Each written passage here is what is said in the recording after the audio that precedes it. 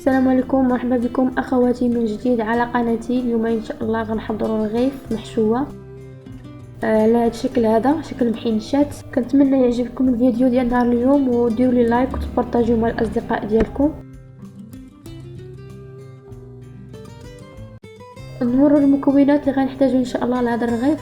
عندنا حبه بصل مشلوضه على هذا الشكل، عندنا حبه فلفل احمر، لكم تضيفوا اي فلفل عندكم، انا متوجه عندي دابا غير هذا اللون الاحمر. عندي الكفته، عندي ملح، تحميره، ابزار، خرقوم، عندي القليل من الربيع مخلط، قزبر ومعدنوس وزيت زيتون باش نشحوا المكونات.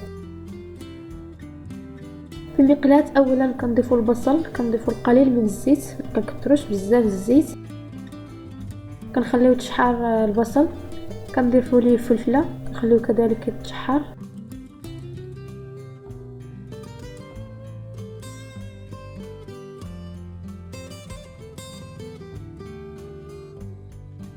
من بعد نضيفوا الكفته. انا كيف ما كتشوفوا دايره هادشي قليل، كاين لكم تضيفوا الحشوه يعني القياس اللي بغيتو، انا ما مكثرش بزاف هنايا. درت الربيع، درت العطريه،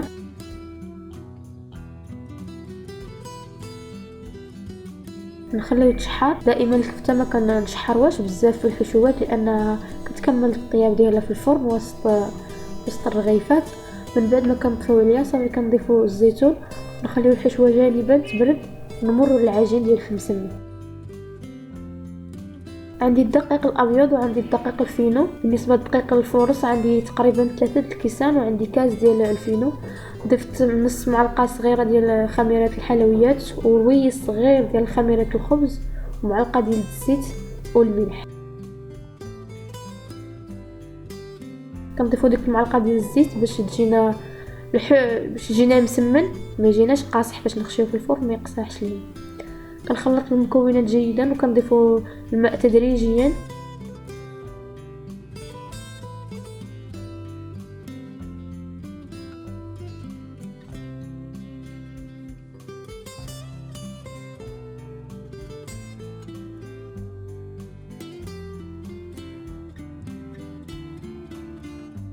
من بعد ما جمعتها انا غندلكها جيدا. من بعد ما دلكت العجينه مزيان وجمعتها كما كتشوفوا رطبه لينه، ندهنها بقليل من الزيت ونشكلها على شكل كريات صغيره.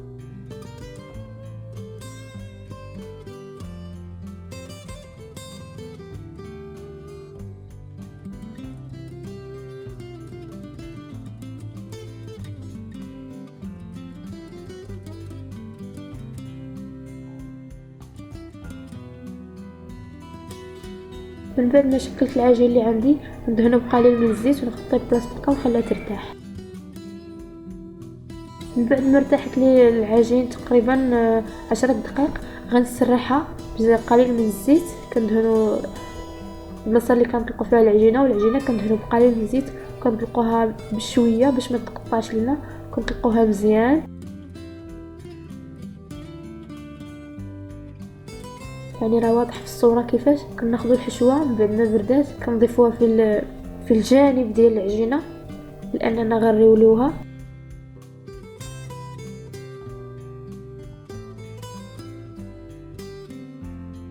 كنلفوا العجين بهذه الطريقه هذه. من بعد كنلويو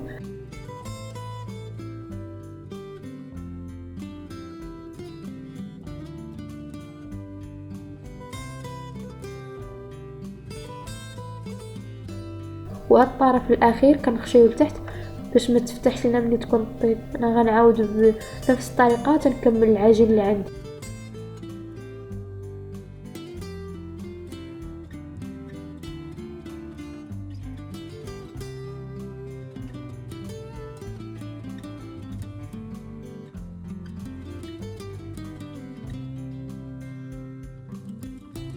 من بعد ما عمرت جميع العجين اللي عندي مباشره كنضغط عليه وكندهنه بصفار البيض وكندخلو الفرن ساخن، يعني ما كنخليوش يعاود يرتاح. مباشره فاش كنشكلو على هذا الشكل هذا صافي كندهنو بالبيض وكندخلوه الفرن باش تجينا ديك التقرميشه. الا خليناه يرتاح شوي، لا عطلنا عليه شويه وخليناه، العجين كتجينا تجبد. كيبقى هذا هو الشكل النهائي ديال الرغيفات ديالنا اللي على شكل محنشات، راهم كيجيو في المذاق رائعين. كنتمنى تجربوهم.